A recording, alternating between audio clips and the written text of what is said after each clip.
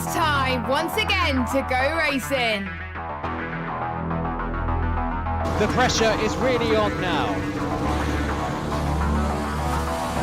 And it's pole position. And it's pedal to the metal. Go, go, go!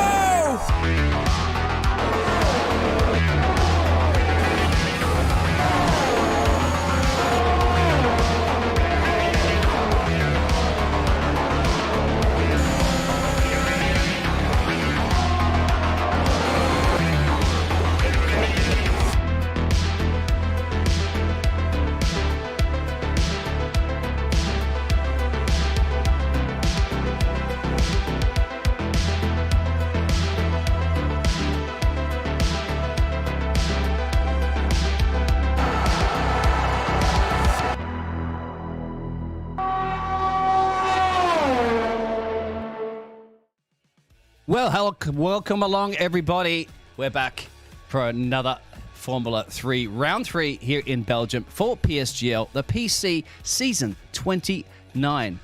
Can you believe it? It's going by so quickly, and we are already on the third round in one of those drivers' favourites in Spa, Belgium, and I am the Biggles, the little guy there to the left there with the Australian flag, an Australian, obviously. And Scruffy is there to the right in the commentary box for me this evening from the United Kingdom. How are you, Scruffy? I am good, thank you. How are you? I'm excellent, thank you. Hopefully our audio levels and all that jazz is okay out there. Guys, lots of racing to come as well after this exciting F3. Well, should be exciting, no doubt. Race, as Spa always produces. We will have the F2 race coming up in about an hour, and then obviously the big guns come out tomorrow. With the F2, a lot of you guys that were asking about Jarno. He will be racing tomorrow. But please stick around for these gladiators, because these guys are super quick as well. Trust me, all those round 2, the F2, and obviously the F1, these guys in F3 are very, very quick. So, Spa, mate, a very interesting track. What do you think about this one? Ooh, it's an interesting one. It's one of those tracks that it's very easy to get it right, but it's also very easy to get it wrong. That's the thing with Spa, especially Eau Rouge and Raidillon. That's one of the hardest places. You can see overtakes through there if they have the guts to do so. I think that's the important bit. And it is flat out, just like the real F1, isn't it? I mean, you might have a little lift, I think, as you enter into... It depends on the line you take through the corner. If you're the sort of person who likes to take the curb, you won't be taking it flat out. You will be going slower, but then again, you're probably also sliding into the wall because the curbs at the moment really like to pull your car around. You can take Eau Rouge flat out. I have taken Eau Rouge flat out in these cars.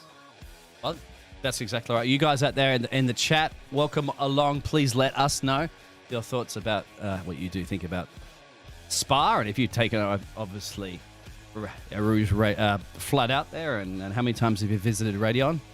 That famous wall to the right. No doubt a few people have that. The chicanes are tricky. Yeah, exactly. Some of the chicanes are tricky around here. I think Pouhon, isn't it, in turn 12, has caught some of these drivers off with this new game. Pouhon is a very difficult one to get right at the best of times, because it's so fast. And it's so fast, and people do like to send it into Pouhon for some reason. And it can cause problems, but it's more keeping the grip through Pouhon and not putting too much power down. That's the hard bit. That's a hard bit. The Lecombe chicane is hard. That's one of the really hard bits. You are a driver, which is the reason why I love to have drivers in the commentary box with me as commentators, because I have no idea. I'm just Crofty. I just did the commentating. I'm a horrible driver. Probably just the same as what Crofty is. In fact, Crofty's probably a better driver than me. Let's go through it. Speaking of drivers, let's go to the driver lineup. Now, we're not 100% confirmed as drivers are loading in to the grid. So we will have some reserves, and we'll have, obviously, the regular drivers.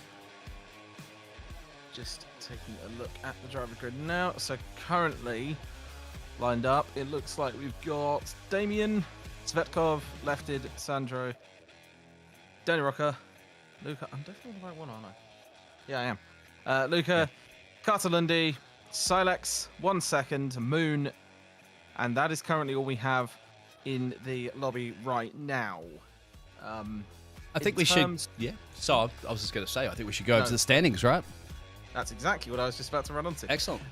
So, driver standings at the moment. There's quite a fair few DNFs because of a few drops in the start, but the drivers' standings effectively right now. You've got a joint top of the league between Modesto Mena and Vexit. Next along in third place is Nomsy with 15 points. The top two on 16 respectively.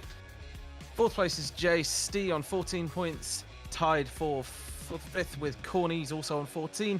John TF1 on 12. Carter Lundy in 7th on 12. Cookie, who is a reserve driver, in 8th on 10 points. 9th place Daniel Rocker, who's also a reserve driver, on 6 points. And in 10th place LR Sally, who is also again a reserve driver, on 5 points. And then 10th, 11th and 12th are all joint on 5 points. That's Leonard and 1 second alongside Sally there. So a very, very tight top, but we have only had 2 races. So anything can happen. Anything can happen. It does start to have to happen soon, but there are 12 rounds. There are. So it's not the full, 22, but you start getting into the next couple of races, you start considering really how much of a run you're going to make for that drivers or that constructors trophy as well. So there's our pun predictions that are out there. So I'm predicting Mr. Vexit, who should be coming off that back win. So I'm expecting maybe a back-to-back win from El France here in Spa. And you're predicting Mr. John TF1. I think mostly for the reason of he is semi-quick. That's the thing. He is one of the quicker drivers. I mean, he came 12th in the first round. Not 12th, sorry. 3rd in the first round. 2nd in the first round. Where is my brain gone today? 2nd in the first round. He got, unfortunately, 0 points in round 2.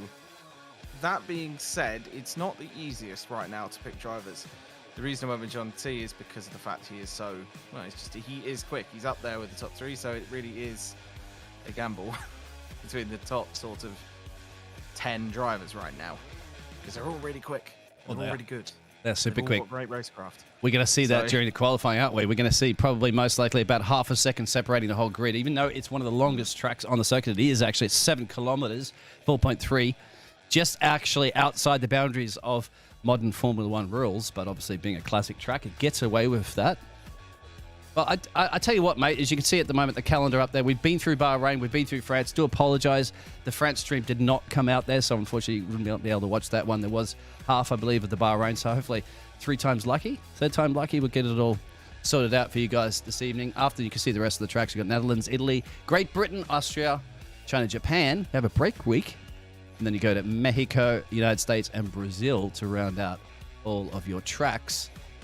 So, and this week you'll be packed full of the Belgium, no doubt, in the F2 coming up after this, and the F1.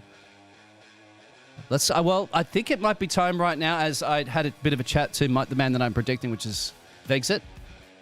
So I think what do you reckon? We give everybody a hot lap around Spa from his point of view. So here we go, guys. Here's a hot lap from onboard Vexit. And here we go as we sit on a hot lap with Vexit. Flying down the main straight up to La Source, the first corner, and one that can cause many incidents. You want to set yourself up perfectly here, running down towards Eau Rouge, a Radion. 2 of the most difficult corners on the circuit because the car slams into the tarmac, and as you go over the top, you lose all that grip. A very difficult corner indeed to keep the car stable. Now, onto the Campbell Straight. You'll reach the absolute top speed here, flat out, heading towards the Les Combes chicane, where if you get this slightly wrong, it's great for overtaking, but you can send someone into the barrier very easily at that point. Moving down towards Rivage, at this point it's also a very heavy braking zone, and it's very easy to get that corner wrong as we head down into No Name and leading up to Pouan. A very fast corner of the circuit. You can see overtaking moves down the inside there, but you've basically got to have some serious balls to do so as we head down towards Fan. It's another very, very tight corner using all the curb on the inside and the left side. Track limits, very strict here, but you can use quite a lot of the actual curbs as you go through Stavelot and round into moving on the final sector of the track. Hello to the background fire engine in the UK there. Heading up towards Blanchemont. Running round here, ready to set up for the bus stop chicane. A very important corner to get right. As you come under that final hoarding, hit the bus stop chicane, clip the corner, pit off to the right there, which is very easy to go wrong, and floor it to the line and cross it in a 1:39.857. Was a super quick lap, wasn't it? That Mr. Vegs had managed to hook in there. It's absolutely blistering speed. I wish I could go that fast. But Yeah. that's what comes from wheels. He actually said to wheel? me as well, I believe, yes, he is. He actually said to me that he thought, it wasn't the best lap. It was pretty much average. That's what he said anyway. Gotta love that. Yeah, I remember you even had to check the wheel, I believe, that to really determine what he was getting. So we expect to Sub see. 140. So, Well, we're going to do Very 22 laps, mate. There it is up on the screen there, 7.004 kilometers. Soft to mediums or medium to hards would be probably the ultimate strategy. There is your world record, currently at the moment, a 146.286. So he wasn't too far off that time, was he, Mr. Bexit? quite considerably smashed it. Obviously, those times will tumble as everybody gets more adjusted to the game. Reading all the chats out there. G'day, guys. Hello. Lots of different chats about all sorts of recent things that have been happening in the F1 world. I don't know too much about that. I'm not going to get into any of those details of it. We just bring the entertainment at the end of the day, don't we? These drivers do the work. We entertain. Exactly. We broadcast it and hopefully keep you guys as entertained as best as many of the other commentators certainly do a fantastic job here in PSGL. And on top of it, it's not just PC, guys. It's also PlayStation. And if you want to find out all that information, well, it's all there, isn't it? There's all the links to the Twitter account. There's links to the Discord. Many, many ways to get involved in it. Hey, if you're not just a driver, like myself, if you do some commentating, if you do some graphic work and stuff like that, PSGL is definitely looking out for many people with many talents aside from just drivers. So there you go. If you have some skills, jump in to the Discord and hit the bosses up. Certainly be ready to help you out. Go back over the standings, I guess, real quick. Now we won't do the standings. We'll go over to the driver lineup. We're still waiting for the drivers to get ready for that qualifying session. One driver left, I believe, to join. We are currently on 19 in the lobby, so we should be rolling into that any second, hopefully. Yeah, I think we got everything on time, didn't we, really, the other day, which is great. We wanted to make sure that we're ready to go. We're ready to fire it up. We're getting the drivers now that will be ready to be making their way around this qualifying session. Short qualifying session, too, unlike the other tiers, which is your F2 and your F1. They'll do a full qualifying session. These guys have to just bat it out in about 15 or so minutes, I think, under the other qualifying session. We don't also know the weather. It is completely dynamic and random. Can be one of those tracks, can it, that you could be raining in one part of the track and then dry on the other. If you get that strategy wrong in the pit stops, you got 7 kilometers to try to figure it out. Yeah, so First time we see the weather, so that's the important one. Let's hope they don't get lumbered with the rain. well, you never know, don't you? This track, Brazil and Japan are very notorious for getting a few drops of rain every once in a while. We'll go to a little track introduction to it, I think, in a minute while they load in, just so that you can explain there, Mr. Scruffy. Yep. All the different corners and of this beautiful track. Very dangerous track as well, too. We know what happens in Erouge if you get it all wrong. Will those drivers get it all wrong today? You want to hope that they don't, because it's early in the season. You want to be maximizing the amount of points, but it's inevitable, isn't it? Cold tires, sweat, nerves, anything can go wrong. It's not the easiest track, let's put it that way. Well, if you do manage to master this track around, it's one of those drivers' favorites, isn't it? That's the one you do want to win. Sure. Here we go. While they get ready to load in. At the moment, we finally got everybody all ready to go. I'll just do the little the hot lap there. Have second. Apologies, that one.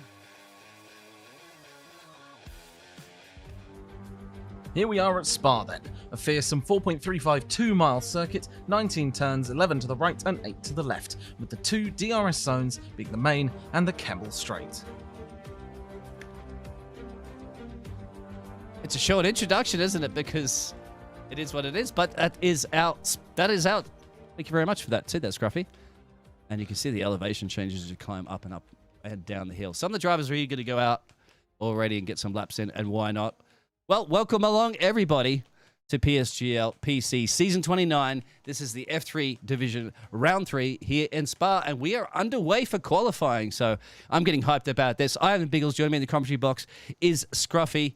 Let's get ready to go. All 19 drivers out there, missing one. Somebody might join a little bit late for the race. They'll have to start at the back of the field. Well, we have 16 minutes and change to see who's going to be crossing that line to get that pole position. It will definitely be an interesting one. This is the sort of track where it actually benefits being in the tow for qualifying, if you can get in the tow. And that's the hard bit. Because most drivers will not want you in their tow for this. No, you won't. Well, here we go. We've got a lot of the guys out there. I always like to call them gladiators as they battle their way in the arena. And this arena today is your Spa track. So I also would like everybody out in the Twitch chat out there to give a shout out to your predictions as well. And what other drivers do you feel that you can bring it this evening? Any predictions for top 10? Game sound is very quiet. Let me sort that out for you. It'll be a little noisier when it's on board, but yep, sure, no problems. Love to get that resolved quickly. Hope they might be a little bit better. As going on board with the Haas driver, it'll be one of the first. He'll be the first driver if he doesn't invalidate his main lap starting right now. And here we go. That doesn't happen. And hopefully my mic should be a little bit louder now for anyone who can previously hear me. It is. Sorry. But hopefully I'm not too loud now. Just going to jump it down a couple of notches. Excellent. So here we go. Lefted, climbing up through Rouge, as you said before, in that hot lap that we had with Mr. Vexit. Should be out on the grid there somewhere, but here we go. Climbing all the way down Camel Straight, maximizing the revs, maximizing your gear up to 8th gear. And this is the tricky section that you said. Climbing through Las Combes, that's the one that's going to catch a lot of those drivers off. You also don't want to be invalidated. He's gone back down the hill there to Brussels, turn 10. This one just keeps tightening and tightening and tightening. It's one of those corners that just never ends. And you want to sometimes not get too far out there. You've got to get entry and exit speed, which he does. Get very, very close to that rally wall. There's an invalidation off the bat from him. Oof. I think we'll go further back to Jake Finch in the McLaren. Whereas this is my point about point. You can go actually. People aren't using the track to its fullest extent there. You can actually go right out into that green here if it lets you, but you can use that. It's just a risk. You carry a little bit more speed through there. I'll show those tyres out there. A couple of those guys will take a little bit of a gamble on those mediums. I don't think he could really push the mediums to get you in a top 10. Especially with this level of competition, perhaps they're just trying to get a couple of banker laps in on those medium tyres before they switch over to the softs. Unless they're electing to try to start outside the top 10 and try on a different strategy. And let's see what Jake French's time can be. He's definitely going to set somewhere in a 140s. Yep, 140.265, and I think he's probably going to do a potentially slightly slower lap. He did let off the accelerator over the line there. Called it brilliantly. So the 140s are in the bank there, and there's Cookie coming in now on the medium tyres on the 141. And the medium to soft tyre difference is generally, I would have to say, about, 6/10, I think. Any guys out there, please confirm what you think. Or I'll look at the other medium tyre runner of the modest Mina, and he's on 141.6. Let's go down to P17 at the moment, Mr. Luke Smith, and that's a.k.a. Vexit. We were mentioning before, well, was the man that we were on board with for a hot lap. He provided us with that hot lap. Thank you very much for that. Let's see if he can give us another one of those hot laps and provisionally get himself up the top of the timesheets onto a provisional pole. He has got a purple for the first sector. And that's a 29.7. See if he can carry that into the... So he's invalidated, unfortunately, Luke Smith on that one. Yes, he did. He's pushed it a little bit too far. You can right now. You got 12 minutes. You got plenty of time to get out and do it. I do feel you want to set some sort of banker lap in, don't you? Just to get an idea of some time, just in case you happen to be one of those victims of turn 5. He'll most likely in here. Or at least he'll try and do another lap, but it's got the fuel lighter flashing on the bottom right on this telemetry, so it'll be interesting to see if we can get it back round without slowing right down. Oh, I'm aboard with this sink of Alex, and he's just made a little bit of a mistake, and it's a very tight pit lane entrance there. Only lost the front wing going in. It's okay. Your team will get that fixed for you. No problems in the game. Try that in real life, and you'll be not seeing the rest part of qualifying. You see any other drivers are out the track right now? Don't think so, actually. There's an outlap there for the man in the Ferrari of Teskov. Oh, look how wide he is. Isn't he using those track limits like mad? He's just got just a little bit of those front left tyres, or front left and front right on there, and half the rest of it's off the track. That's what I mean. It's a very, very good corner to properly use that. He's just kicked the back end slightly there. But I was saying, Puon is a really, really good corner to use those track limits to the maximum. You're exactly right. And on to... It's his outlap. He's finishing his outlap, so let's see what he can do with a slightly more empty track. Yeah, Teskov, I don't know if you get a chance to look up what happened. Well, Teskov's current, he's just lifting off a little bit here and so just, I guess, having some bit more braking to save some energy. Also get a bit of a gap. You can see that traffic up ahead. Yeah. And it looks like that driver's boxing anyway. So here we go. On to the loudest of all loudest pedal. That will be on your right foot. Hit it hard. And start a flying lap here around Spa into Las Coms. La Source, my apologies. He's got it. The Source is one of those corners you get it wrong and it loses you so much time. And he might actually be able to clip a little bit of toe. Yeah, McLaren just came out of the pits just up ahead the road from him. Yeah, he'll definitely be faster than Alex. This is going to hit his toe right on the straight. This is not a race. This is what people have to remember in the qualifying. So let's hope that he can get through here nice and clean without using too much of the curbs, because it does like to unsettle the car. It's not the nicest of curbs to deal with. But so far, he certainly doesn't look like he's driving slow. No, he's on. It's a 29.7 first sector. That's it's on the money. That's on the money for sure. Whoa. Extending the track limits to the absolute maximum on the outside. They're basically driving on the grass. Yeah, they are. They're pushing it, aren't they? And every little tiny advantage you can get, trust me, these guys are the best in the world. They will find that advantage, and they'll maximize it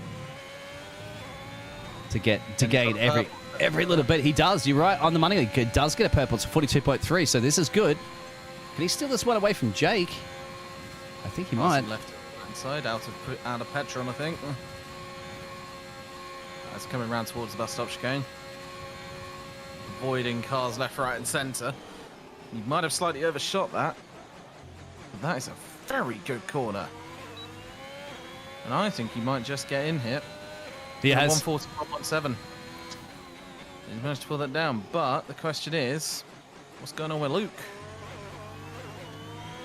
Yeah, what's going on with a lot of the drivers at the moment? Because we've seen a lot of invalidations. They're really pushing these track limits to the limit. As you can see at the moment, there's your half a second that separates you, basically your, well, let's say about your top 5. And then you've got a bit of a gap because we know those drivers probably made some errors. But we're getting down to 8 minutes and change. You gotta remember, it's a very long lap around here too. So you've got your out lap, and then you've got to get your flying lap done, and then you've got your in lap coming in. So unlike a lot of the shorter tracks, you don't have a great deal of time to put too many flying laps in. Exactly. As I believe 1 second is on his way out. Second. I'm just on board with the Red Bull, actually, of Nomsy. Oh, okay. He's already gone through a couple of sectors, not seconds. You got seconds on my mind. Seconds are definitely on his mind that are ticking right now. Every second will count. Is the Red Bull driver. He's got a box, so he's just decided. I think his middle sector was a little slower than what he wanted. And once again, didn't want to go all the way around the whole track to do it again, did he? Yeah, and he was a long way off the time anyway. So I don't think he was up at like 150 something at that point. So it would have been a time on the board, but I'm sure a lot of people would rather have a good time on the board than any time at all. Yes. But then again, would put him in 11th. And they'll enjoy one of those beautiful Belgium spas as well, because this is the birthplace of Spa back in the Roman period, I believe, if I have my notes correctly. I was about the house of Damien, and he was, might have to go back to P13 of Luca, because Luca's also lighting up the timing boards. But we'll just commit to the Haas driver at the moment. He's got a bit of traffic up ahead. That car better be getting out of the road as he's approaching the bus stop chicane. Yes, he will. So Luca has not set a time this evening. Let's see the time the Haas driver will set. He's going to be crossing the line almost now. And there it is. Goes up P3. So we'll cut back to that P14 of Luca again. That's the Aston Martin, and that's the teammate of Luca, who gave us that fantastic hot lap. Oh, a bit of an oversteer moment. Still purple. He's purple in the last sector, so let's see if he can carry that all the way to the line. That's the important. It'd be highly impressive if he came out with just a fastest lap straight away. Be surprised if it's not. It could be. Luca is quick. We know this, and he's only got just a little bit of the track to go now. He's got the power down nice and easy. This is definitely... Ooh. Why does he slide up to P9? He must have left it somewhere. He braked on the line. He braked just before the line. It's unusual why he's unhappy with that. Very weird. He definitely had that one, I would have to say, pretty easy on that one. Let's try to see who else is going a little bit quicker than everybody else on the track right now. I'd have to say it's probably this man that we're on board with, which is the Haas driver of Lefted. I think we may actually have a fastest lap coming in. Oh no, Bowen nearly didn't. He was 0.2 up. Which Haas are we on board with? Lefted. Or lifted. I think it's lefted. Lefted. He's not lifting. Not at the moment, anyway. He's definitely purple. So... yeah, this is a good lap if he can make this work. He's only got the bus stop chicane to nail it now. Actually turns 19 and 20. Did he get his tickets early here in Spa for this bus? Or is he going to be a little late? Oh, you could have probably got a little bit better exit out of that, and that's probably costing him. But he's 1.1, just over 1/10 off. You see the times are starting to tumble down now as we're getting to the business center qualifying. 5 minutes to go.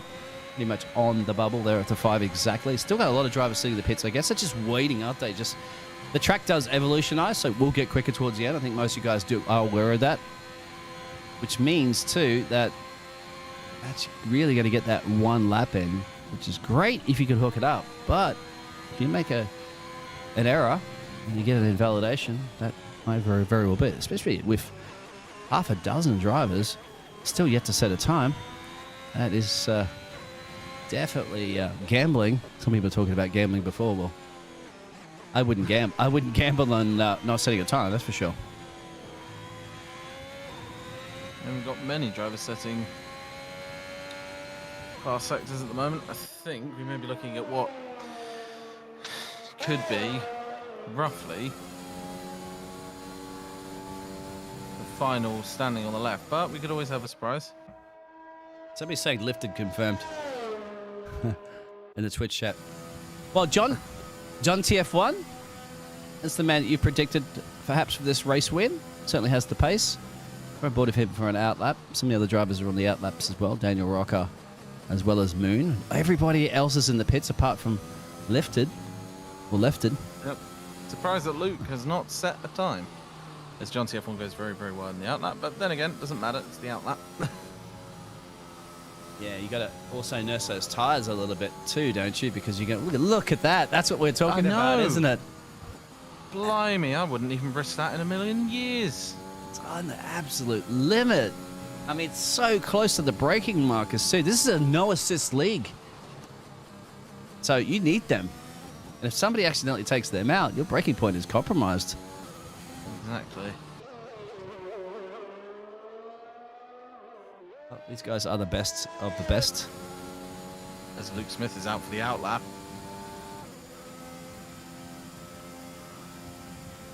Yeah, the chat isn't giving us too much about their predictions. I think they're a little shy.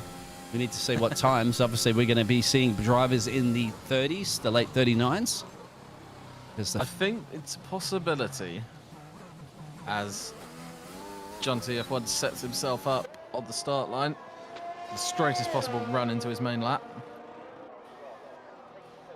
And there's a Sauce just over the curb. And he's going to have to get past that car on the right. Hopefully Lennon will move out his way. He does. Let's see if he just lifts a little bit before he closes up through an El Rouge. It's flat. It's absolutely flat. Yeah, I he's love at that corner. 8th gear already through El Rouge. If you can see his steering wheel. And the revs will start building up. Yeah. It's past 200 mile an hour at this point. Yeah, I got it in kilometers. I think it's 320 something. 331 is the maximum I'm seeing at the moment from one of the drivers out there. We might have taken that too wide. He did. Yeah, this is the problem now, isn't it? When you're starting to risk it at this late into the qualifying session because there's only 2 minutes to go. He's not going to have enough time to get back. He can if he stays out, obviously, on the track. But he's going to have to reuse those tyres. And does he have enough fuel? Does he? Also, he has to build up that ERS. Save it. Exactly. We're going down to Moon, P19. Another one of those drivers absolutely on the bubble.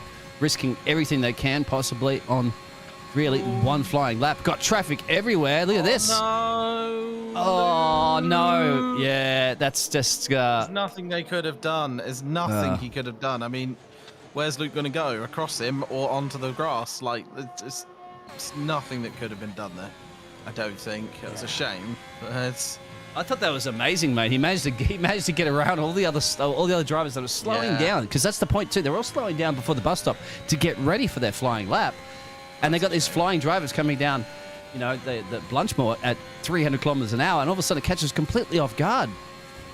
Yeah. And I wonder why people have a problem with your cam settings. My what? Oh, people are having a problem with your cam I settings. push them back a little bit, guys. I push it back. For speed, I guess. Speed, like the F1 on TV.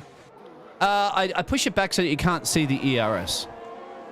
Ah, yeah, gotcha. I do that because at this level of competition, you have a lot of engineers out there that are watching the feed, and they tend to relay back to their drivers of how much ERS the other driver has. And that's not really fair, obviously, at the end of the day, because that gives them an advantage or not. So that's the reason why I do that, guys. That's why you can just see, you can see the gears and the speed and stuff like that if you're really paying attention. But sometimes it's very hard to see that ERS. So I try to make it tricky. You know, these guys are professionals. They have engineers. Oh, there's Luke Smith. Decides to slide the back end, and that basically puts him out of a reasonable qualifying time. He just needs to set a time, and he won't be last. Yeah, I'm going to. Yeah, exactly. Nomsy, I'm on board with right now that he's coming down to the bus stop chicane. He has traffic up, it should be well out of his way. The time, there's the checkered flag for the qualifying session, so that's it. This is his last lap. We could probably get another one. No, it's not. Cross the line. He's at 0.329. You can see there. He's the fastest man on the track right now. Luca. And Luca's pushing this left, right, and center. This is a good invalidation. The fastest 139.867. It's interesting. I've seen a couple of drivers actually brake on the line. I'm assuming to avoid going up into that top spot as Modesto Mena jumps up into second. I'm not sure why you'd back off on the line if you're going to get a fast lap. I have no idea why these drivers are trying this alternative strategy, perhaps as well as JST goes into P9. Go down to P19. It's an interesting one. John. I get why they could do it. So John is out there. As Alex O'Grady takes out his left tyre. That was a little bit of a spin. I was just about to go on board with him. Luke Smith has already crossed the line, so he can't improve. John has slowed down a lot here. John TF1. So is he run out of fuel? I think he has. Yep. Ouch. That's fuel. That's fuel. Wow, look at this, guys. We have the Mercedes of John TF1 out. These are the guys that, you know, sometimes were predicted to win championships. Luca and Luke Smith, both, I'm saying out, at least outside the top 10. So that's going to spice things up. They're all on the soft tyres as well. So obviously those drivers outside the top 10 will get to choose the mediums or the hards to start on. But they're taking away 1 second. Has got a fantastic qualifying lap, and they're 2/10 up on the time from everybody else. And you've got a 1 second gap all the way down to Luke. And then you've got a few of the drivers like Cookie, Alex, John TF1, and Moon not even setting a time. So this is going to be spicing it up, isn't it, for this qualifying for the race? He's actually a reserve driver. He came, I believe it was, he got 5 points in the last race. So he did finish in a reasonable position, 1 second. So he's now up in pole. It's whether he can stay there. That's Whether exactly he can right. balance on that pole. Absolutely right on that one. Where's the Big C? I think BC is commentating. Is BC commentating the F2 coming up soonish? About 30 minutes or so. Big C's also in the chat. There he is. He's answering the questions for us. If you'd like to read through the qualifying results for us there, Scruffy. Yes. So, in pole position, you got 1 second, followed by Modesto, Zvetkov, Jake Finch, Leonard Lefted, Carter Lundy, Kurtzy, and Damien. And in 10th place, you got JST. Following on from that, in 11th, you got Daniel Rocker, 12th, Nomsy, 13th, Buen, 14th, Sandro, 15th, Luca, followed by Luke Smith in 16th, Cookie in 17th, Alex O'Grady in 18th, John TF1 in 19th, and Moon following up in 20th. That is your grid for today. As well, there's no way they can screw it up on the grid front, but they can definitely screw it up on the formation lap if they decide to get disqualified due to hitting someone. Yeah, we may very well see that, won't we? We have seen it before.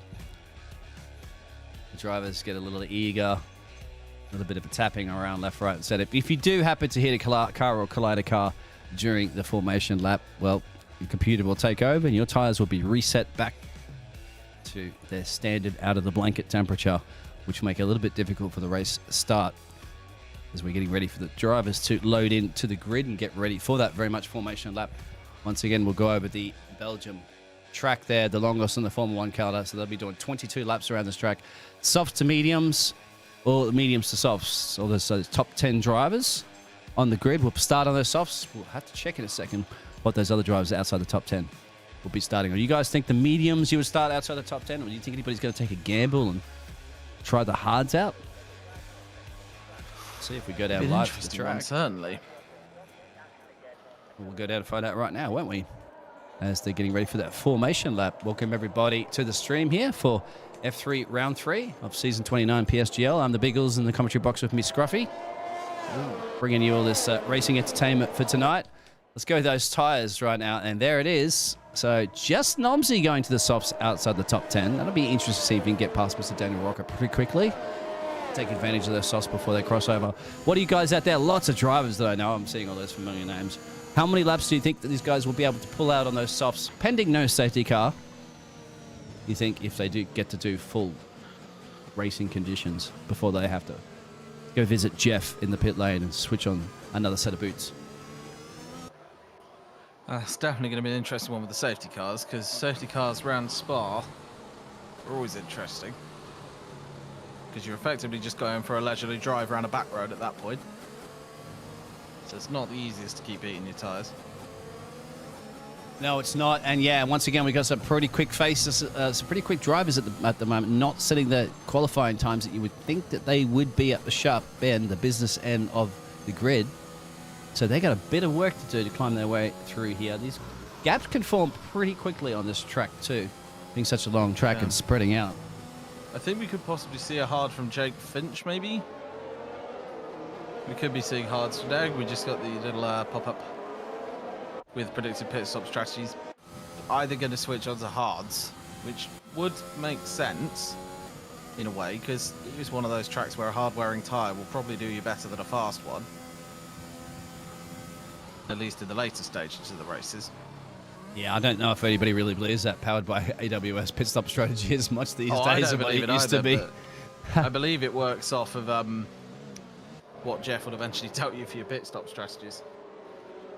So now we shall see. I'd expect to see a hard tyre. I would expect to see at least one person bring out the hard tyre. Yeah, I would as well. If you lose a front wing in these first couple of corners, especially the tight corner of La Source that we're going to be seeing in a minute, and then if you can manage to survive Eau Rouge and get your way through Las Coms, you might be okay to keep your front wing for a while. We're going to find that out in just a minute, guys. Welcome and tuning in for that. We see a lot of people out there. Let's bring this one. Scruffy's going to be bringing you that from the race start. So, yep, nerves are on. Yep. Engines are purring. As they all lock into place. Let's get ready for some racing. Those lights are red. 2, 4, 5, and wait for that. And they're off. Heading down up towards La Source. Great start by the leader. He's probably going to go straight in. Cars multiple wide into that corner. There's already been some contact between a Ferrari and an Alpine, but that didn't end with much.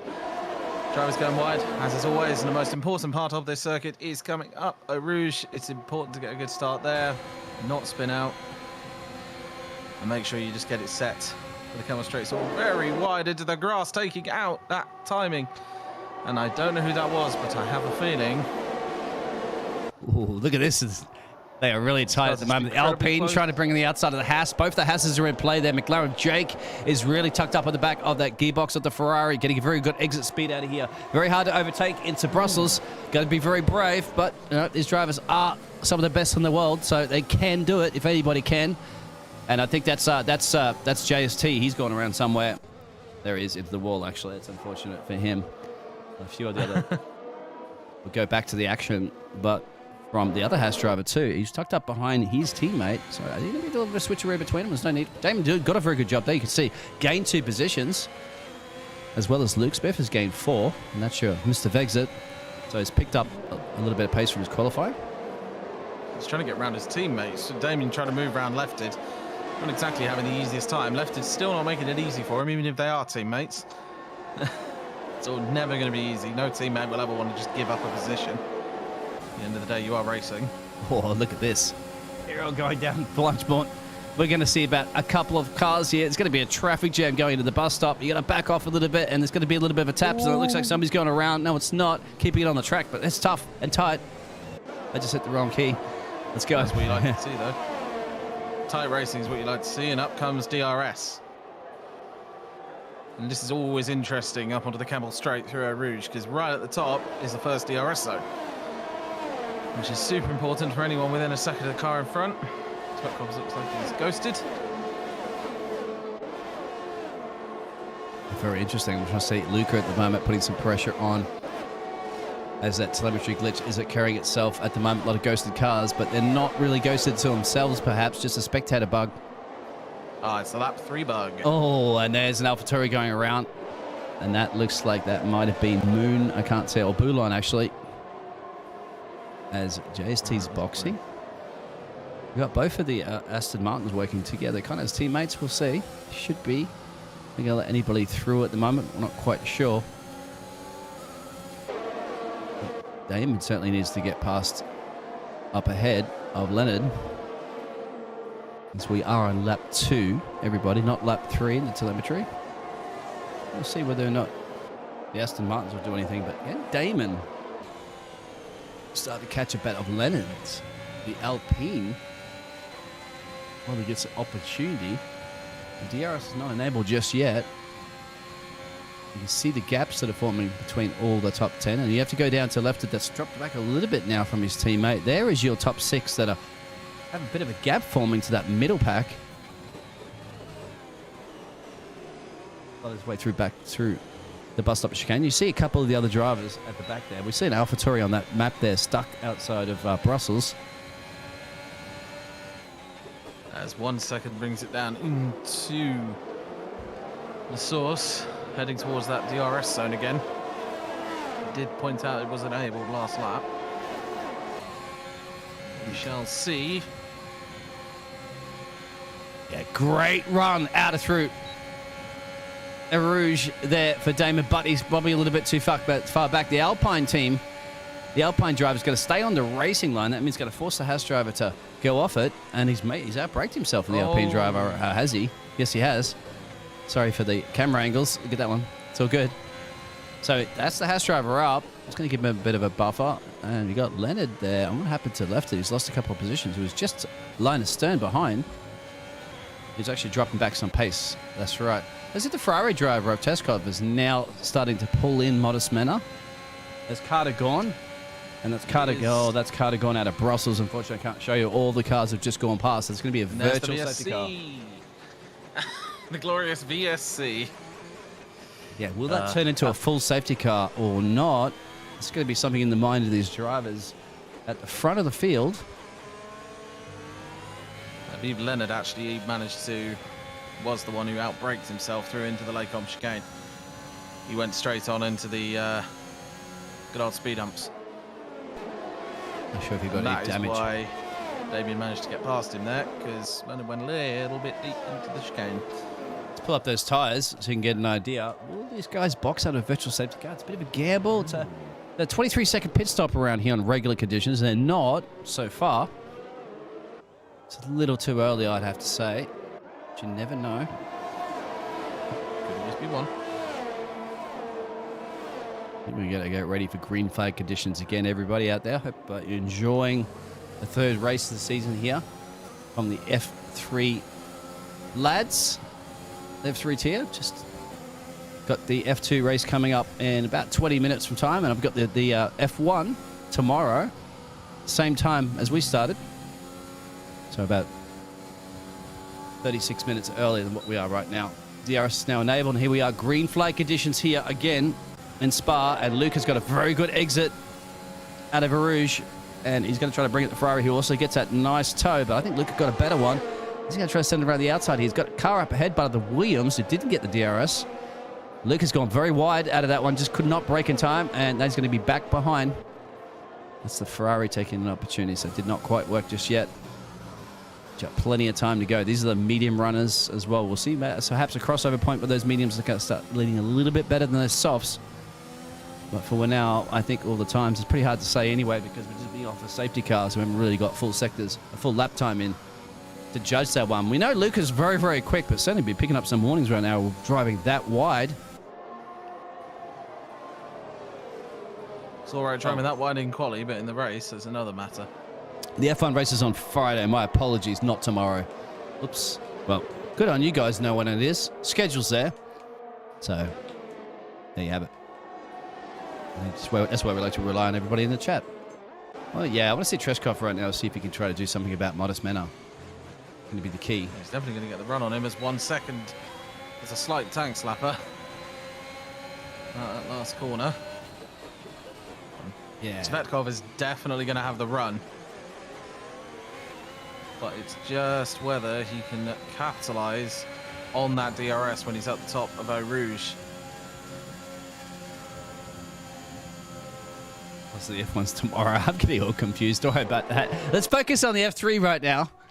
And let's focus on whether or not the Ferrari driver can do so. He's going to get the toe, but he's also, the Modest is going to get that toe. The problem is 1 second's the one that's sitting duck, isn't he? Without that 17-kilometre-hour advantage down the Camel Straight. And it also brings everybody else into play too. Jake, Damien, Leonard. I'm all there. It's a very bunched up pack. It's great. They are absolutely bunched up. Looked like Luca might have just got that past Sandro into what would be probably into Los Coms, I'd say, as the classic overtake. We'll keep an eye on the front of the field here.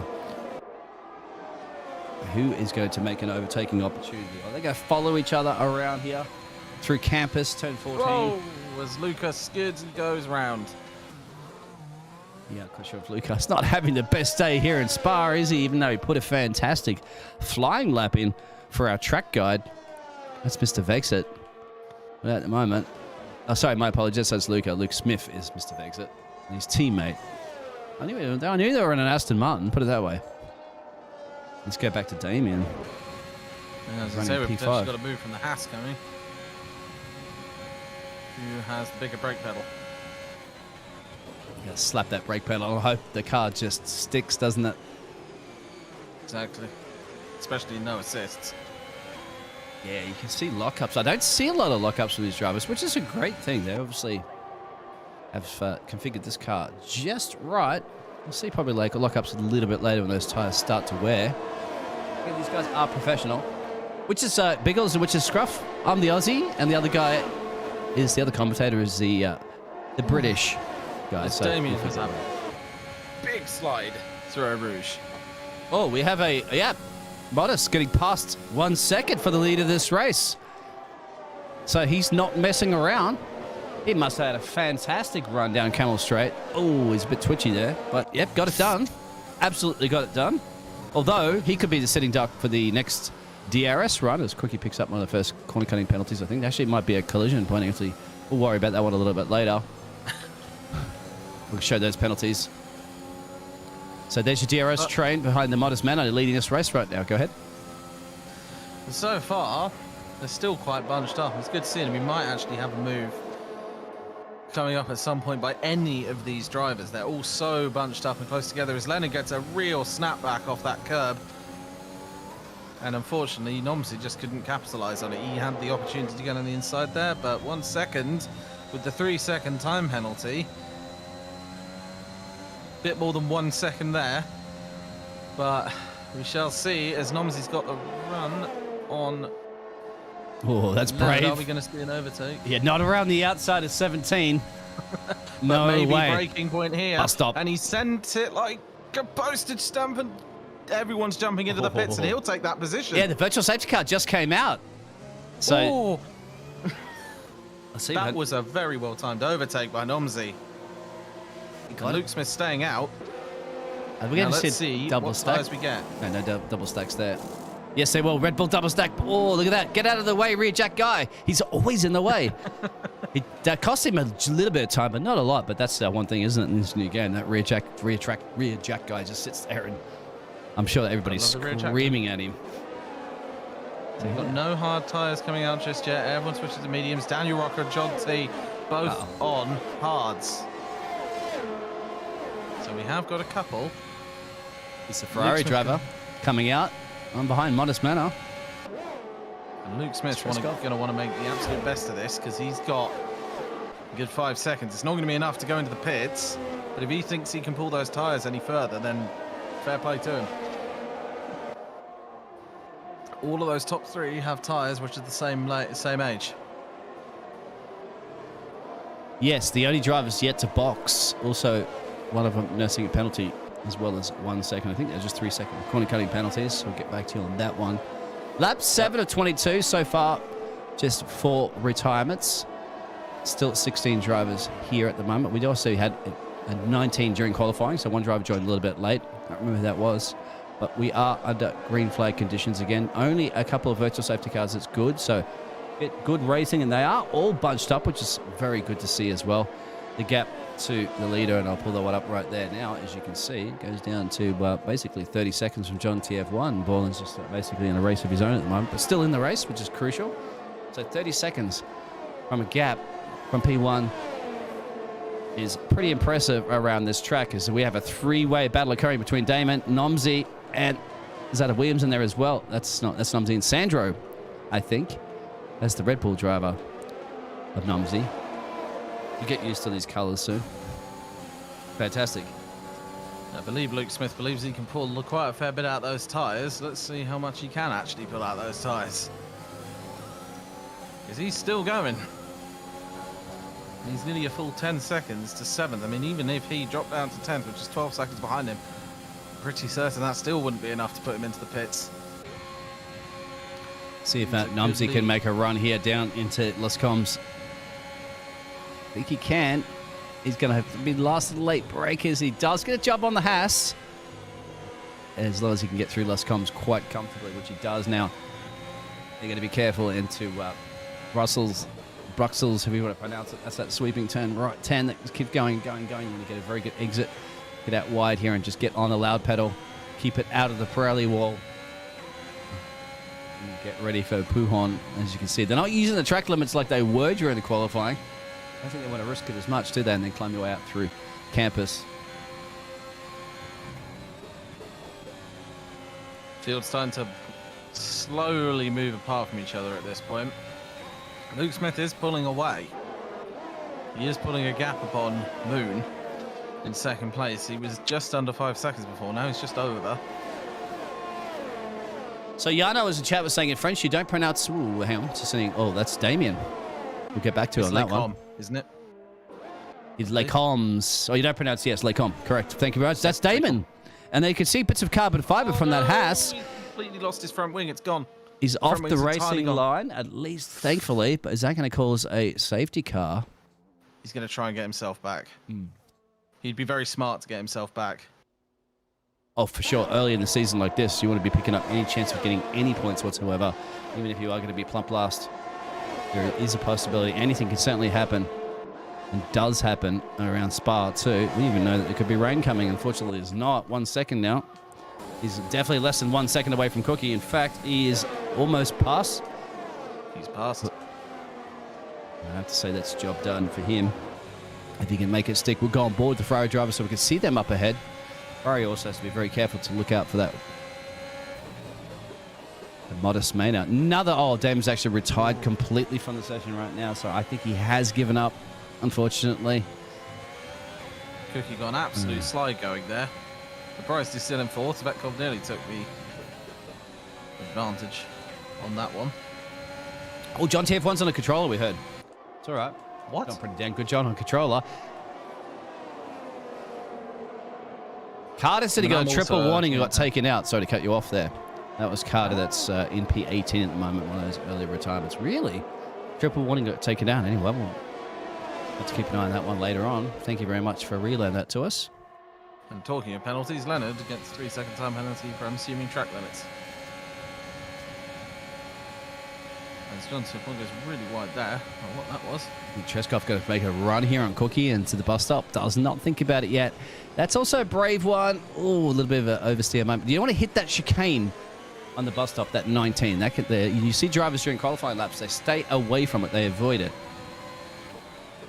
I think right now Treskov's best bet is to just tuck up behind the Alpha Tauri and just try to get a good advantage of that straight line speed and climb up through a Rouge and get a very good exit out of here, and then just basically open up that rear wing and just drive on by. Sounds easy to what it does. Run. No. I think Svetkov is definitely going to have the run on Cookie if he's got the brakes for it. He's not going to risk it just yet. That's a smart move. I think further back down, Lucas tucked up behind. Is there a Ferrari in the background there? That might be somebody they're over to back marker. It's quite unusual, but he's tucked up behind Sandro. You see Sandro just up ahead.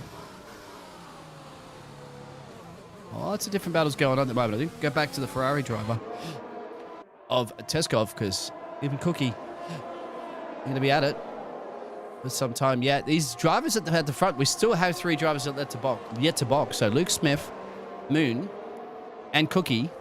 So this is the crossover point you think where Cookie's starting to slow him down. Let's have a look.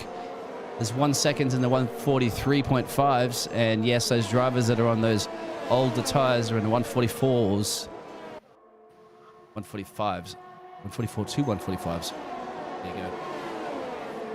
Definitely a little bit slower now. So as much as it may look like Luke Smith is pulling a gap on Moon, he's not pulling a gap on everyone else on 2-lap-old tyres. That's the difference. So as much as he might be pulling a gap there, the time between him and all the drivers below him, it was at about 20 seconds to 10th. Now it's at 15. As we hit halfway point in the race. Oh, that's a bit bold and brave there from the Alpine driver. As there was a tangle going into La Source. Yes, it was. That's Treskov losing a couple of... That's Treskov in the background. Look at that. He's gone in the wrong way, and he has to wait. He's got to reverse it back, and look at that. He doesn't want to be on the racing line. Does the right thing. Very honourable, but that's going to be hurting because he's got no front wing. He's out of the session. Oh, geez, that Ferrari just missing it. Daniel Rocca having to dodge him. That was... Oh, that's unfortunate. He was doing such a great job too. Well, his car was in control at that point because he was out of the session, so it was ghosted, hopefully. Look at Moon at the moment, putting some pressure on 1 second during that. So that was a definite tangle going to La Source. You saw that with a couple of cars. Getting risky, and look at that. There is Moon taking all advantage of that track there, mowing the grass, really. And the Alfa Romeo. So, yeah, everything's switching around all over the place, and we're only halfway through this race. Luca's got that damage, came back out P13 on the soft tyres. I think he was I'll double confirm about that pit stop for him. Now, they're pushing penalties left, right, and centre at the moment. I'm seeing a lot of warnings from drivers on 2 or so warnings. And a lot of them getting their first corner cutting penalties of 3 seconds each. From the session. And we've got to see when Luke Smith's going to come into those pits, because he's going to have to do it eventually. You can't run an entire... I mean, I say this, and it's not a challenge to Luke Smith, but you can't run an entire Spa race on 1 set of tyres. I believe he's just trying to eke them out as long as possible to switch over to the softs, of course. Exactly. He's trying to do basically one stopper, which would be highly impressive. And he's already going very wide through... He's already going incredibly wide through... Oh, Rouge Radion. So he is losing time. Just keep an eye on Nomsy if he was too far back to get that DRS advantage on the Modesto Mena. Jake Finch might be making a move. Nope. Good call. And this is the back, just a little bit back from our leaders again now. You can see that gap. Well, Luke Smith's just in another planet at the moment. However, he doesn't have as big enough gap to the guys that have already boxed. If Luke Smith does box, it is a 23-second pit stop if you get in and out perfectly. That would drop him back around where Kersey is in P10, maybe just ahead of Daniel Rocca. That's what he's going to be thinking in strategy. I think what he might try and do is he has tyres until the rest of them pit again, if they pit again. That's the question here. And they will have to pit again. If he can pull out a few more laps and call that perfectly, then he'll be on an absolute winner. But that, of course, completely depends on how well this guy can control the car with basically tyres that are burning up. You can see the, look at that, the Red Bull. As in he goes. There we go. Luke Smith into the pits. Is Nomsy going to try something here into the bus stop? No, he doesn't. But look at the background there as well. You got both Cookie and Jake. As you just mentioned, Luke Smith in the pits. It's going to drop back out probably around where, as I said, that Red Bull driver in P10. Keep an eye on this battle at the moment with these gladiators as they're going to go into La Source. I'm just going to keep on board looking over the rear wing of the Alpine. That way we can try to get the best camera angles. Luke Smith might just come out in 9th here. Or 8th. He's coming 8th. He's going to get overtaken by Leonard in theory, but that is not bad going for a pit stop as they go. It's a fantastic and he now has gorgeous fresh tyres. And he will be quicker than the guys ahead of him. A lot of work to do. It looks like Modesto up there and Nomsy. Let's see if we can go on board and see those cars up ahead from Cookie's point of view on the Alpha Tori. Yes, exactly. The Alpha Bull. That it is. You can see a line of stone. This is the level of skill that you have between these drivers in the F3 here at PSGL. Let's just close it. At this level too, one little tweak of the steering wheel, one little oversteer, one little braking mark, and that's it. You know, all of a sudden you're losing a position. Look at this, side by side through campus. It's going to be tough, a lot of contact between these cars here. Cookie has to be careful not to get involved in this. And somebody can easily be pointing in the wrong direction. Go around turn 16. Big curve of Paul Ferrari, I think it is. I'm sure somebody will correct me on that one if my French isn't that great down at Blanchemont. Is anybody going to try to gamble into the bus stop chicane? We have seen a couple of brave moves before. The Red Bull driver just can't get any closer to the back of that Alpine, can he? Look at that. It's great, that level of racing, but it also puts a lot of faith in the car ahead, doesn't it? And one little mistake, you lost your wing. As Ward dives into the pits, and Luke Smith is bringing up those places. He's up into 6th, 5th, because he's timed that pit stop and people are going in. So it may not be the whole field, but he could have stayed out. Yeah, very fair point from Blizzard in the chat. Luke could have stayed out for 2 more laps, but it's whether he was confident that he could keep those tyres going for 2 more laps. He's right on the Red Bull now. Of Nomsy. He's going to make it stick around the outside. I think he does. Brilliant job. That's bold and brave. You've got to be brave if you want to be getting lots of points in this championship. If you want to win a championship, you have to be a superhuman being. Ooh, as Jake Finch gets pushed to the left. Modesto gets a much faster line out there. I'm not sure where that came from, that warning, but it did. And there's the overtake into Pouon. As I mentioned, it's definitely possible, but you've got to have some serious guts to do it. The Alpine driver wants it back, but he does not like being overtaken by the McLaren, but he's struggling with the traction there. It's cost him a little bit of time. He'll have to settle for being overtaken by a couple of cars in just 1 lap. But we are just just over the halfway point. Still plenty of laps to go. We've had quite a few retirements too. Here comes Luke Smith catching up with the top 4. Yeah, he's shaving a lot of time out of these drivers. We'll get an eye on that in a second once we get a full lap in. With his times, Cookie is also all over the back of Luca. I have to go back to that battle. But points too. So there it is. There's the confirmation that Luke is on the bubble because he got a 42.5 fastest lap. And that is about 4 seconds a lap quicker than Modisto. But you got to remember, those guys were squabbling left, right, and center and lost a lot of time in that tangle. That's just got to put a smile on Mr. Vexit's face for sure. As I think we're going to have to go up to the Mr. Moon in P8 because he's going to have some serious power on the better tire. It's going to be all too easy, I think, already. Look at that. I don't think it looked like the Red Bull of Kersey put up too much of a fight with that. Maybe Kersey's going to try to nose his tyres at the end of the race, perhaps.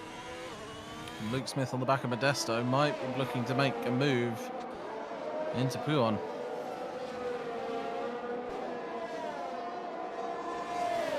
It looks like he is looking to make a move, but not quite. And there it is, down the inside. Luke Smith up at the 4th. Being battled for on the right, though. He's definitely still there. He's got trust in those tyres, and he did. Because he knows you can outdrive those tyres. If you put the power down, it's going to stick. It's something that Manor can't do on those a little bit worn. And look at that gap is already formed up the road there. Next on his hit list would be Mr. Jake in the McLaren. And that's all looking that too easy. If he could shave a couple of seconds lap out, which he is from these medium runners, he certainly would be up battling it out with 1 second in a few more laps. And he's certainly got a few more laps, which means he's definitely got time to take for... I think he could easily challenge for podium, if not first. Let's keep an eye out. We lost somebody who had a bit of a spin. To me, it might be off into the wall. Let's have a look to the left-hand side. I can't see it. I might be resuming. That was out of La Source. Can't see where the car is. There is a car stopped out of La Source. Looks like an AlphaTauri. Maybe this is a glitch. Anyway. Yeah, I can't see anyone spun off at La Source. That's just me. All right. Ooh, that's Luca retired from the session. Oh, dear. It could be Luca's car then. No, it's not an AlphaTauri, Bob. Luca is a Aston Martin. Interesting. It's another retirement from the session, but we are green flag. That's very weird. As Jake has to try to get past Nomsy soon, because one thing he has to be scared about is the other Aston Martin that's going to be leading his mirrors very soon and approaching at a very quick rate, and that is Luca. You see Luca's just shaved 1/10 off just in the first couple of corners, and another 2/10 another. Right there, you can see that. Look at that interval time. It's dropping down. He's in the DRS range as well. This is what I mean. Jake has to think about getting past Nomsy as quickly as possible. Otherwise, he's got Luke for company. 1 second still. Aston Martin will put itself right up his trumpet if he does let it. It's going to be close. It's going to be very close. Yeah, Jake is trying to really put the pressure on. I'd expect this to really come down to the DRS toe. Unless they're going to be bold and brave, Jake's going to try something up into La Source. It's going to be a little bit too far back there. He's got to hope that Nomsy makes a little bit of an error coming out of the corner. Something I don't think Nomsy's going to do any time of the day, but Luca also can get a better power, better traction down here. We'll go on board with Luke, as we follow them climbing up through a Rouge. And you know that Luke could be able to take a better exit out of that. We'll have an overtake here from Jake on Nomsy. He's definitely got the speed. He did slut in. Nomsy has to worry about Luke. Yeah, meanwhile behind it looks like also Moon getting past Leonard. And that's the soft tyres versus these medium tyres again. All those medium tyres will come back into play a little bit later into this race if they chew through those softs pretty quickly. Luke knows that. He needs to get on with this. He can't be afforded to be held up in the dirty air by these drivers up ahead because Luke wants to win this race. He started in P12 after P16, so after a horrible qualifying performance, climbing his way back up. Maybe he's giving himself a last to first challenge. Maybe, perhaps, but in this level of competition, that's not something you really want to be doing. Oh, I know, but it's very much seemed that way. And I mean, he has played that strategy well. He has. Let's see if he can hold those tyres out. That's the question. Can he hold the tyres out all the way? I think Moon might be making a move on Modesto. Ooh, that's exactly at the moment. See if Luke's going to drive around the outside. And It's Blushmont. He Luke's in third. should be able to brake really hard on that and hope those tires stick, which they did. He is up at a P3. Nomsy can come back on that DRS. Let's see what happens. Luke will have DRS on Jake, though. Yeah. Which means Nomsy behind him is not going to be too happy when he hits that toe zone. Nomsy's also going to have to be careful as well, too, because Moon is going to be catching him, too, on those soft tires. He knows a little bit down the road. Yeah, I think this could be a great opportunity for Luke to get another overtake here. And there goes the DRS. There's the speed, catching right up with Jake. He's going to throw it around the outside here for what hopefully will be a fairly simple overtake. It is. If you can get the power down early and get out of that, break the DRS zone pretty quickly by the end of the 7-kilometer track, you can. Moon got past Manor. Well, unless Manor was coming back. Actually, my mistake. Manor was coming back. Then let's go back to that. That's pretty close to between the Alpine drivers. Other team orders at play. I don't know. Same laps, same tires. I even think same penalties between those two drivers.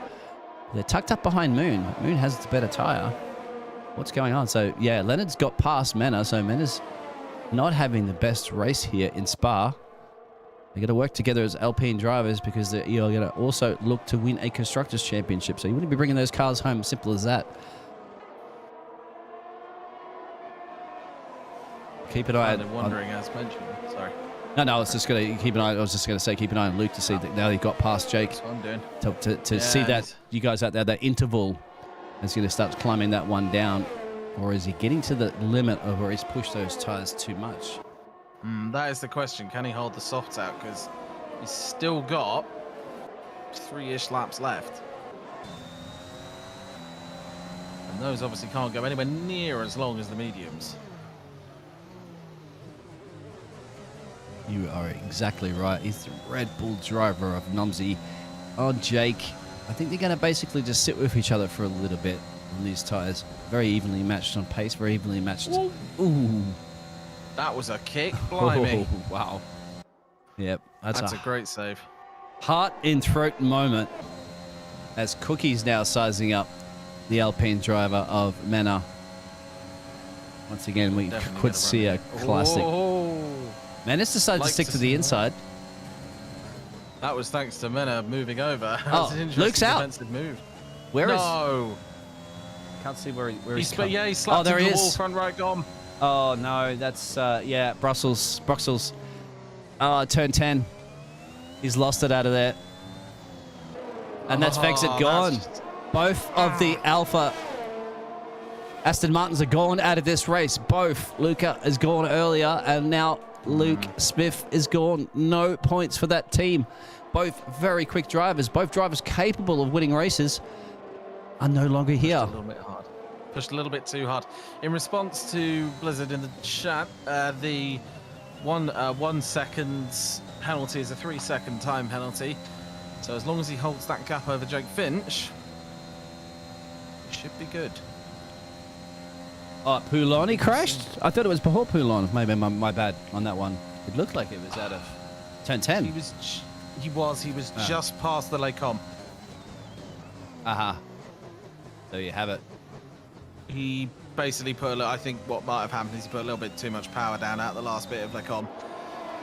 Well, which does happen and it's easy. It's been going so quickly now with that racing entertainment. We've just forgotten. We copped down to the last couple of laps now. We've got 2 laps left to go. We're losing people left, right, and center now. It's unfortunate. You don't want to be making mistakes this late into the race when you've got pretty much guaranteed points. And John TF1 is spun out.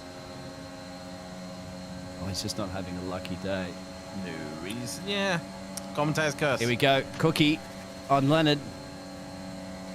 Cookie if he does get it done, he does, but he's got to get a 3-second gap up. Otherwise, Leonard's going to get that back on the penalties. You can see that up on the screen right now. There are those penalties. So you got 6 for those 2 drivers, John, TF1, Cookie, and then the rest of those drivers are on 3. So I'll cut back there to the tires. You guys can just remember that one. Nothing 1 second have to worry about at the moment because he has a 5 or so second lead over Jake, even with those penalties. So 1 second looking good to pick up his first race win for the F3 season here. Jake Flint as well, and Nomsy could very well be on for podiums here. See if Moon can get that down. You know, Moon has some pretty quick tyres there. You can see that delta. That's 4.1.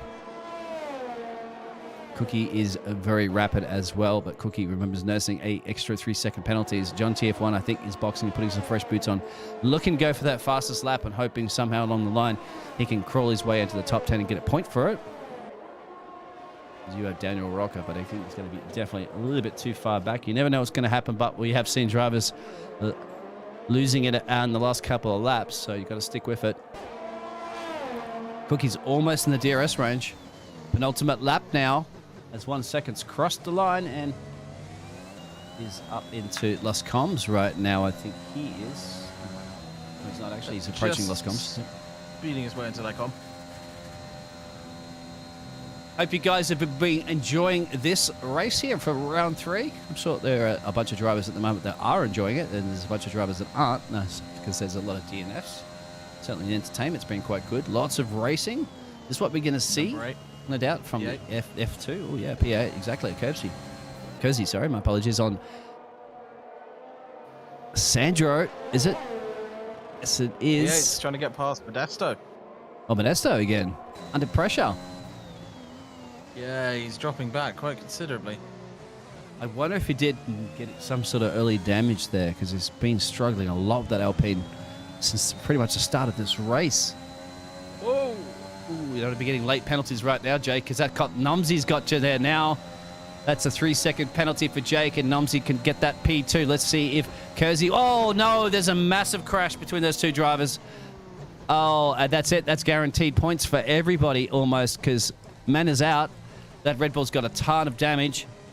No, he doesn't, actually. Yes, he can't quite say. Yes, he does. A missing off front wing. Look at the Ferrari of Daniel Rocco's going to be driving past him right now, saying, thank you very much. I'll take that P7. And they're risking it all on the absolute last lap, aren't they? Cookie now. Well, I guess. Running out of time, crossing the line. Is 1 second going to be starting the final lap? Yes, he is. This is it now. Make or break for the rest of the drivers. Nomsy, you got to pull a 3-second gap if he wants to. Sorry, Jake has to pull a 3-second gap at the moment if he wants to stay in P2. Otherwise, Nomsy's going to get that P2 position. Nomsy's going to be doing a fantastic job as well. He started in P12. I'll tell you what, there's also one driver that's been a fantastic job. Mr. WRR Moon. We haven't seen too much of the Alfa Romeo driver, but he started in P20. He's up at a P4. What? 16 places. That's absolutely amazing, especially this level of competition. It's something you want to do. Kersey's got to box and get that front wing off. Let's see if John TF1 didn't commit to that fastest lap or not, because he's now in P10 and can get that point for it. This has changed the entire race for sure, guys out there. A lot for the stewards to be reviewing a little bit later. Obviously, shout out to the Stewart team at PSGL. Stewarding in a lot of these drivers is not easiest of work to do. You have to review a lot of the different footage and make some decisions, and so shout out for that. But them, for that work behind the scenes, you don't always get to see on the stream. No doubt if you're a part of the league, you can easily be a part of the league by hitting all those buttons. Discords. Yeah, this is a move.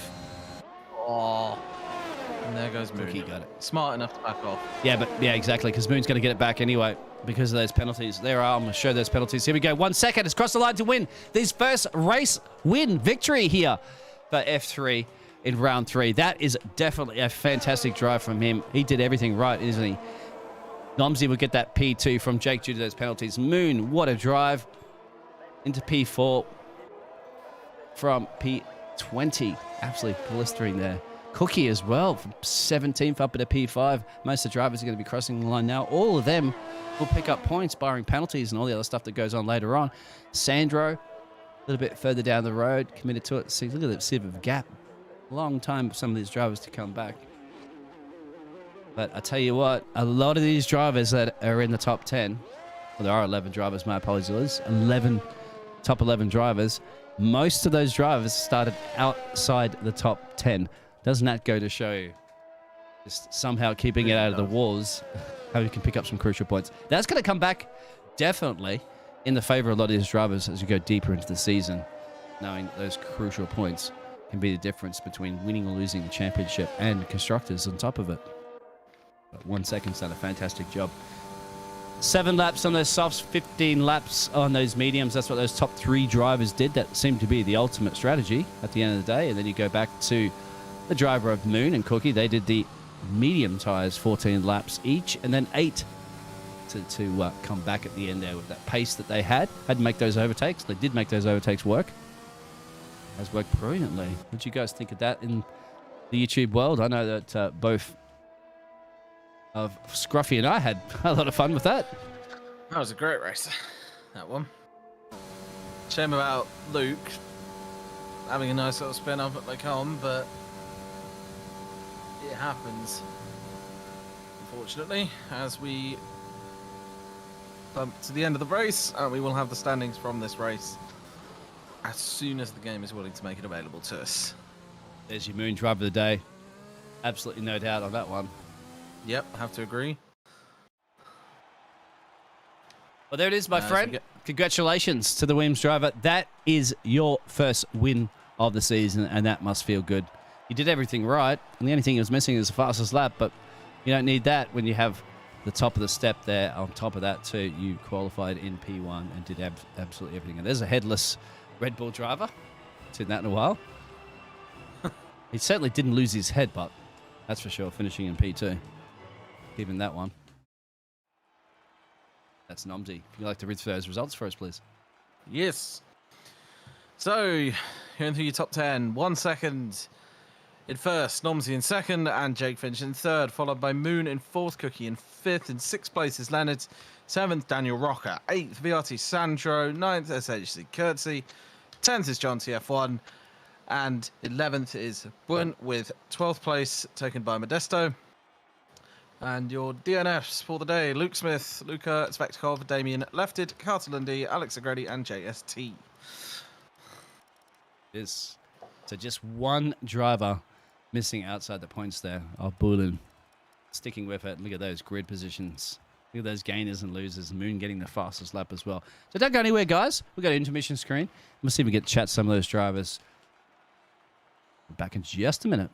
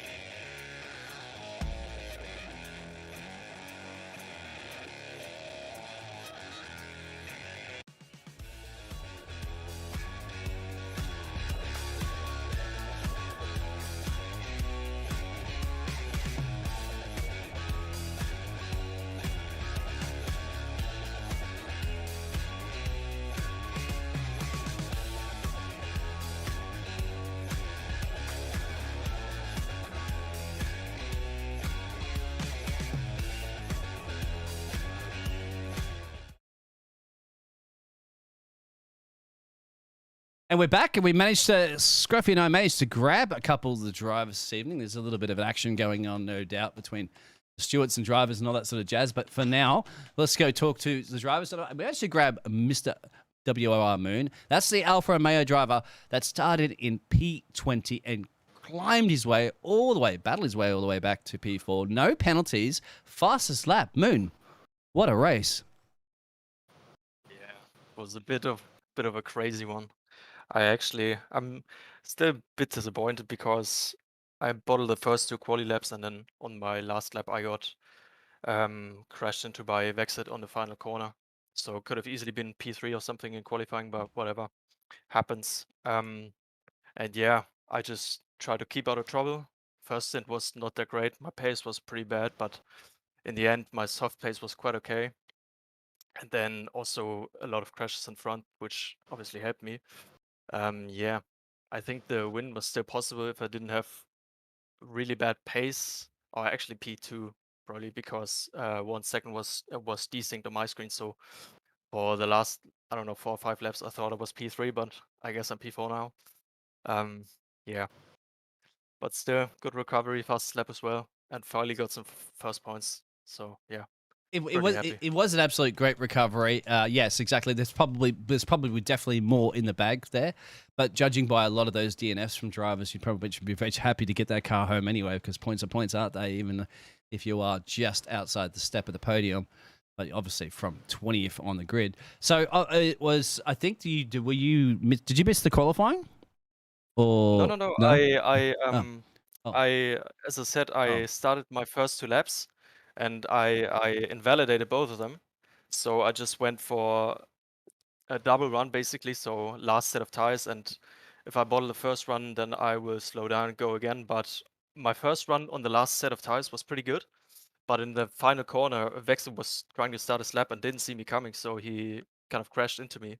So yeah, that was kind of unlucky, but I guess that happens. Oh, that's right. We did. I think we did catch that at the streams. He might have to look at that one back, because we saw that there was a bunch of drivers bunched up before the bus stop chicane, I believe, and then some flying drivers coming out down the Lushmont Straight.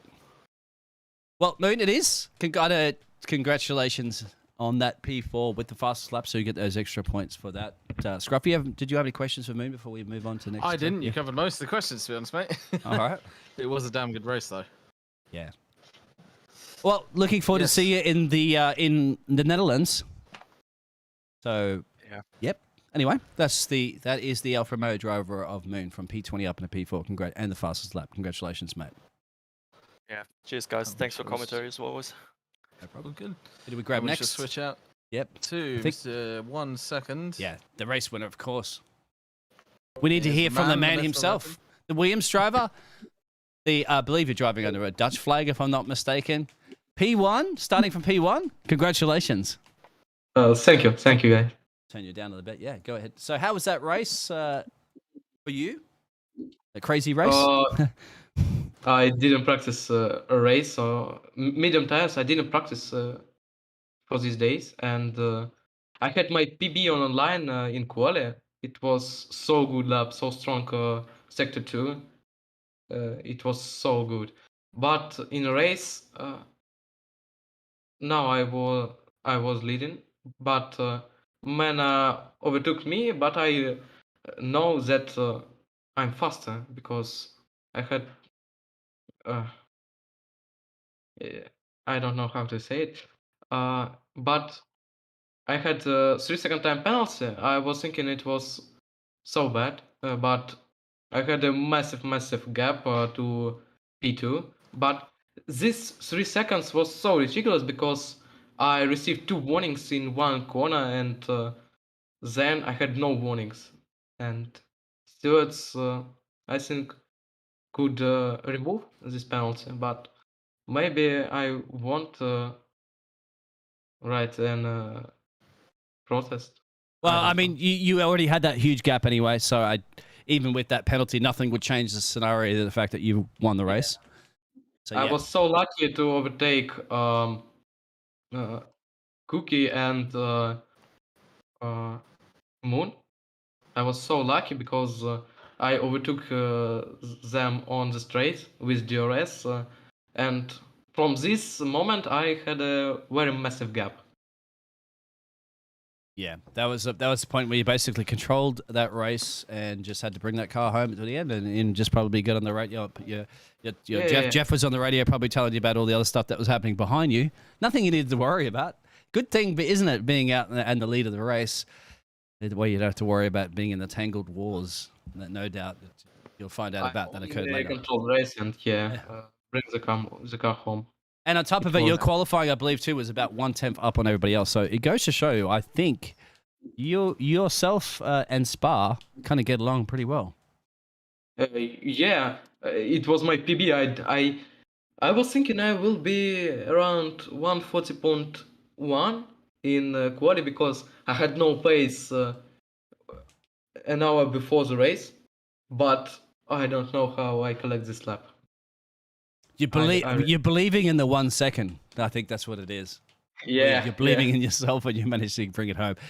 Mate. Well, enjoy the champagne with the Williams team. That was a brilliant work there. Also, your teammate Sandro picked up some extra points there too for the Williams in P8. That's going to be good in your constructors. Yeah, it's going to be good to win your first race for the F3. And I'm sure, hopefully, you'll be looking to win some more. Guess what? It's your home track coming up next week. How you feel about that? No, I'm from Russia. Oh, you're from Russia? Oh, my apologies. I thought, I get it mixed up with the Netherlands. Yeah, sorry.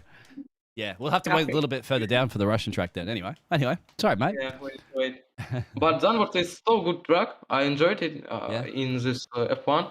So good, but so hard to overtake. And let's see.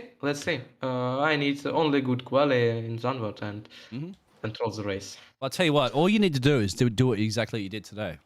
Qualify in P1 and finish the race in P1, and then you're going to have a back-to-back win. That's it. It's pretty easy, isn't it? It sounds easy. I'm sure it's not. Scruffy, any words for our race winner before he gets to go back there and sip on some champagne? Apart from damn good race, and it was enjoyable to watch, even if you were out in first for most of the race. So that was a positive. It was impressive to watch. We'll let you go. 1 second. Thank you very much. Looking forward to seeing you in the next race. Good luck on that one too, and congratulations on the race win. You are the good commentators. Thank you. Thanks very much. Right. Scruffy, one more driver, I think, before we're going to let everybody go, and then so they can also tune in to the other F2 race that's going on at the moment. We'll get Mr. John T. F1. Yes. You can lead this one, Scruffy. Yeah, Mr. John F1, the one I predicted to do reasonably well in this race. I mean, if I remember correctly, you finished, which is always a positive. Yeah, I didn't give up. No, exactly, and that's always good. You just should never give up in a race, even if you do go out and lose your wing. You just get it back to the pits and keep going, and you never know where you might end up. Yeah, it wasn't really a matter of losing my wing though today. On lap 1, I got in a bit of an incident, and I got rear wing damage. Yeah. Which wasn't fun. And then that really messed up with the rear of my car. So going into the pit under the VSC, I slid into the pit and knocked my wing. So I had to change my wing under the pit, which put me down even further. And then I got in another incident in the race, which gave me diffuser and floor damage. Somehow I make it to the end and get a point. You did. You started P19th. Go ahead. Sorry, Scruffy. Yeah, exactly. It's better. Yeah, starting P19th, working your way up today. That is impressive with all the damage that you had, and especially bringing on the Netherlands. Yeah, Joe. Joe. This is another thing too. Is a few of you guys quick drivers that have obviously got some crucial points in this championship. Also had very horrible qualifying laps, which put you down there, which made you having to battle with through the pack, which is obviously another reason why you picked up a lot of damage. What happened with your qualifying? So in qualifying, at the start, I had a little bit of a FPS issue, so I couldn't go out straight away and set a banker. And then the other 2 laps were just terrible, and I couldn't put them together. That was it. So yes, Well, if you could have got hooked up a lap there, do you think you'd be possibly up in the top of the timesheets there? And obviously this race would have been a whole different ballgame. It's always what ifs, but yeah, what kind of time were you thinking maybe. of? Yeah. I was thinking going into the session maybe like a 40.2, 40.3, which I thought would be maybe like P6, P5. And I was confident in the setup, I was confident in the race pace. Like 1 second had my setup, and it obviously worked for him. So yeah. All right. Well, that's your have it, Mr. John, TF1. That's the Mercedes driver finishing in 10th, clearing his way back up, getting some points at least, and that's going to be something that may very well come into play later on in this season. Well, he's the Mercedes driver, so you're going to have to go talk to Mr. Toto Wolff. He's not a man I'd really want to be talking to at the end of the race if your car's performed down in P10. But anyway, it is what it is, mate. We'll be looking forward to see you in Zandvoort. How are you feeling about that track? He's banging his fist on the desk. Oh, I think he did. But he's already walked out. He's already packed up. They're already flying off to the next track. Then that's why I'm saying you don't know if you want to be talking to Toto Wolff right now. I would be running in the opposite direction. Yeah, I don't think it's going to be a very happy briefing, especially with Carter in the incident. Yeah, Better that's a than lot of that. Yes. Being in Red Bull though. Better than being in a Red Bull car when there's an incident. We've all seen that. Yeah. That's true. Even though the Red Bulls did finish both in the points today, it wasn't too bad. They Second did. and 9th. So, yeah. Yeah.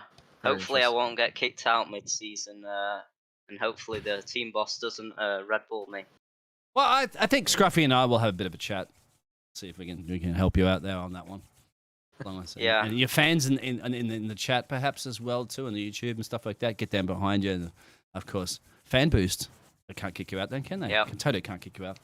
All right, Scruffy. Any final words for your countryman? Not really. I'd say it was a damn good race. Yeah, it sounded a fun race. It was fun. Yeah, you have to watch it Really back. good to watch it Fun back. for some, not so much for others. Yeah, only 11 finishes. Yeah. Well, that's what happens generally early in a season too as well. Everybody's gung-ho, everybody's sweaty, everybody's, anxious, adrenaline's pumping. You get to see a lot of DNFs, but it's only a couple of races. It's a long season. Lots to come. Thank you. Yeah, for sure. Thank you very much. Yep. Lovely fun. I think that'll round up the interviews, Scruffy. And there's a picture of you and me again, back up on the screen. Mate, our predictions aren't working very well, are we? Vexit It's commentators. out. Like John TF1, well, didn't win. Well, that's predictions to win the race, of course. At least your driver came home.